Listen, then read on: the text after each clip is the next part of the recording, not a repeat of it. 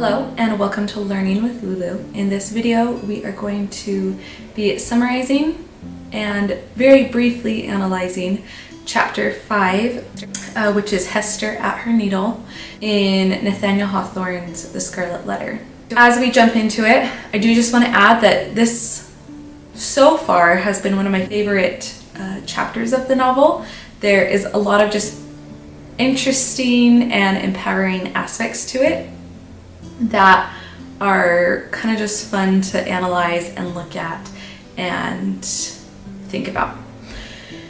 So to summarize it, chapter 5 does kind of cover several years at a time. It's not just a really small look at 1 year or even just a couple of months. It spans a few years, and it talks about Hester and her daughter's time staying in Boston.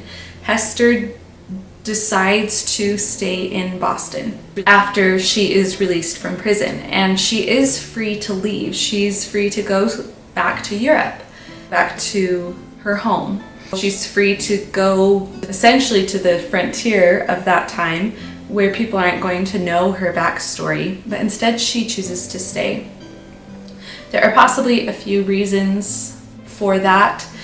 One, perhaps because Boston was the scene of her crime, she also feels like this moral requirement that it's also the scene of her punishment. More notably, however, the text does say that Hester perhaps feels a certain bond to Pearl's father, and I think it even says that she almost hopes for, in the next life, that bond will be allowed to continue at the gates of heaven or whatever. I'm pretty sure it says something to that effect. So there's this attachment to Pearl's father.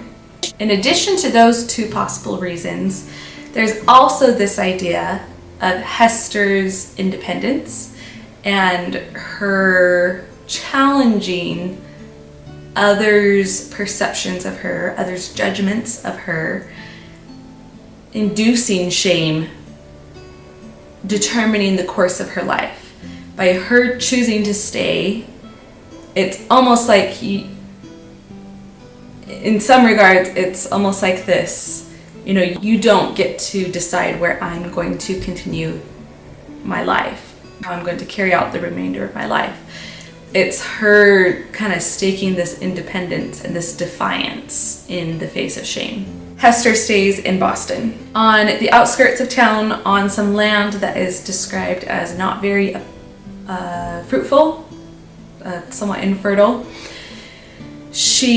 There's an abandoned cabin, and she settles down there and turns it into a home for herself and Pearl. And not only is her home physically separated from others, she is ostracized by everyone, not just the town fathers, as they say, respected women of the town, beggars, the poor, who at the end of the chapter, she's trying to provide and do charity work, and even they say degrading things to her and are rude to her.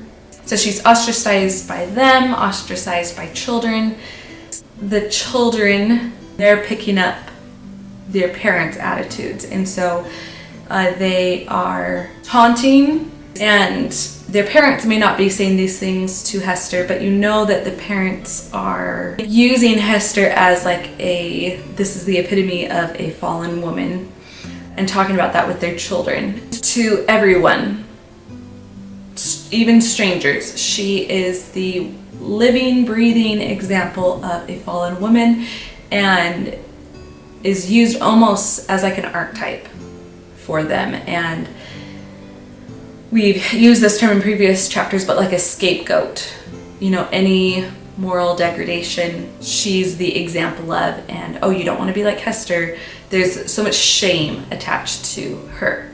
What I love about this chapter is that despite her being an outcast and no one wanting to associate with her personally, the way she's able to support herself financially is through her needlework, through her embroidery.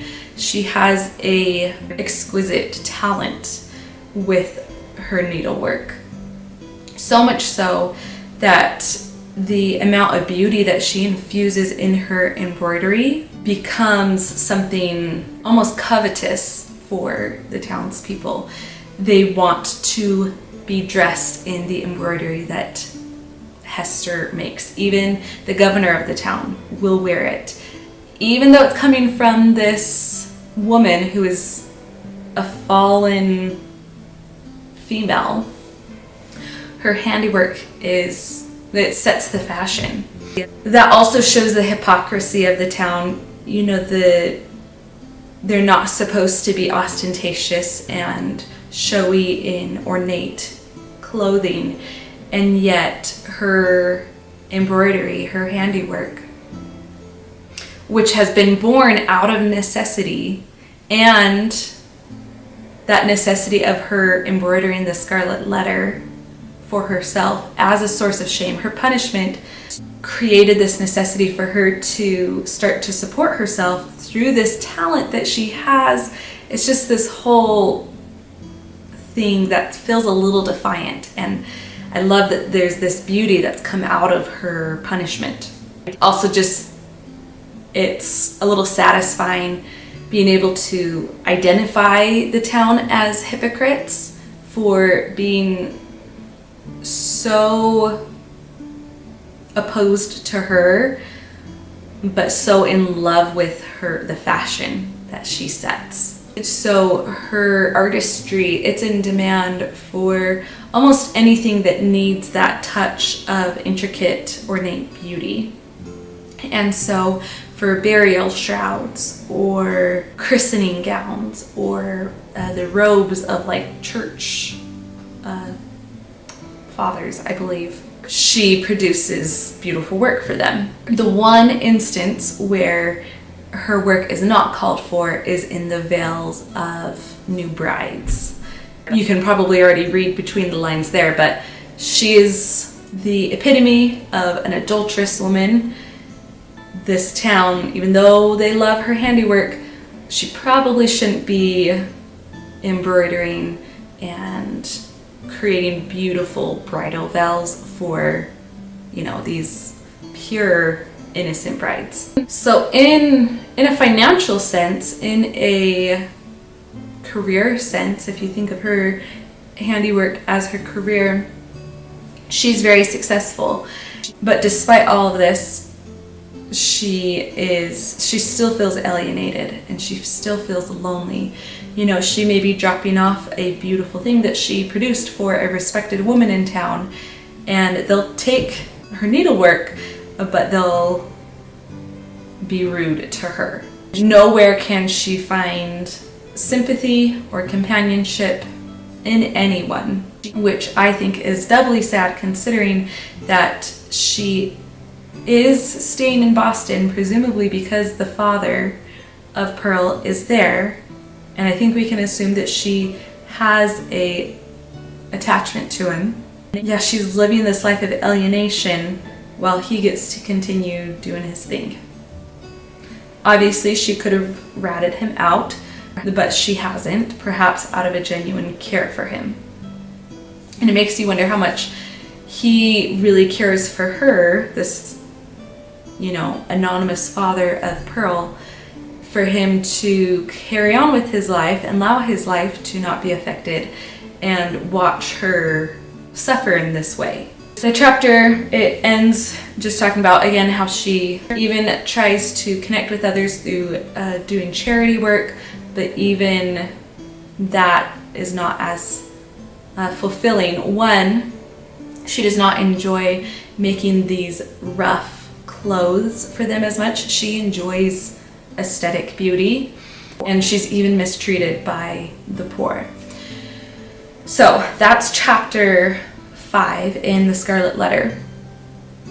Now, to talk a little bit more about how her embroidery sets the fashion trend for the town, that's what I love about this chapter. I put off recording this for a couple of days just because I did want to think about it more.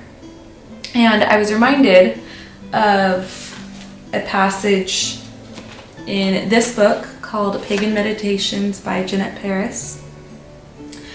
If you are curious at all about divine feminine and how culture and society benefits from having both a divine masculine and a divine feminine in their understanding and their spiritual practice, or not even spiritual, but just like if you're thinking of them as archetypes of our psyche, this is a great book. And in the section about Aphrodite, it does talk about the art often associated and traditionally associated with woman in its production. And so I'll just read you a passage from this section called Civilization and the Beauty of Aphrodite. And so it says, if one considers a monument, a marble frieze, or an architectural masterpiece as a work of art, but looks upon embroidery, so that's where I'm connecting it with the Scarlet letter, clothing, gardening, and the art of love, again, there's that connection to the Scarlet letter, as unimportant to civilization, one excludes woman from that civilization and classifies her work as handicrafts or decorative art, reserving the broader word art for Apollonian productions. Again, those masculine productions.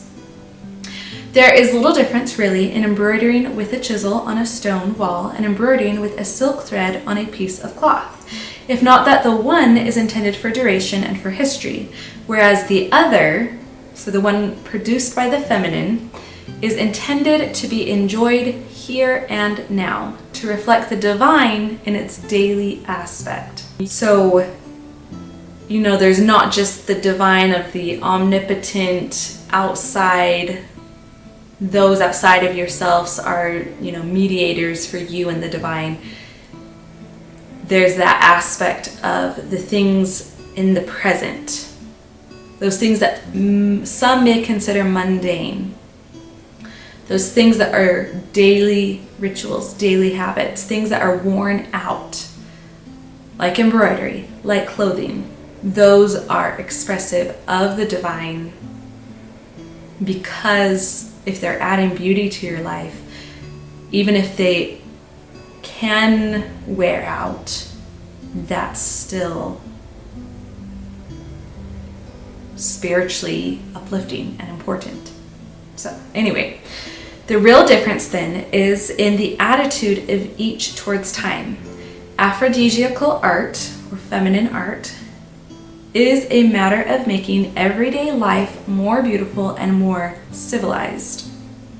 Certainly, this latter beauty is ephemeral rather than lasting. It fades quickly, and in this there is a certain sadness.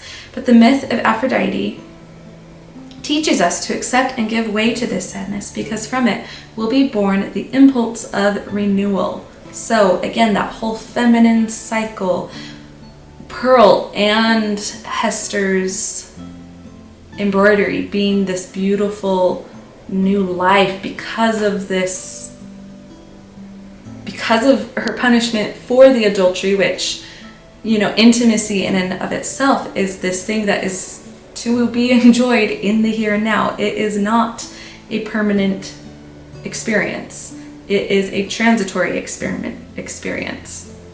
So there's that. And I want you to think of Hester's embroidery and her incredible talent for it and the townspeople interest in it. It's allowing her to reclaim her identity and her agency in the society that seeks to suppress her. It's this act of defiance, and I love it. I love it so much. It's Hester using this feminine art to fight back against this very rigid and unhealthy patriarchal system, which has this hierarchy. And another thing that this book talks about is how particularly patriarchal religions, they want you to be humble, and you know, for a woman to be adorning herself in all this beautiful clothing, it could be sinful and it could lead to sin. However, if you look at many major patriarchal religions, their houses of worship are completely decked out in these beautiful things. And so it's okay for like a church father or a priest to wear beautiful garb or to be surrounded in beautiful embroidered gilded things, but for a woman that is not as okay. And the hypocrisy there, the unfortunate circumstance that our society is still trying to work on moving towards a balance between the feminine and the masculine in the way things are run, not just culturally, but in religious systems as well. There is just a whole lot to talk about with that, but there are some of my thoughts on that, on chapter 5 and Hester, her handiwork and it being popular, and this idea of feminine art being meant to be enjoyed in the here and now and to make everyday moments more beautiful, to infuse magic into the mundane and make the everyday sacred in a sense. So that's chapter 5. I would love to know your thoughts. Obviously, I feel strongly about this and I have a lot of thoughts on this, so if you also have some insights, please comment them down below. In addition to that, like this video, share with others you know who may benefit from a summary and analysis of chapter 5, and yeah, subscribe to the channel. Do all those things. I so appreciate your support, and I hope that you'll continue coming back and getting more benefit from learning with Lulu. So with that being said, thanks for watching.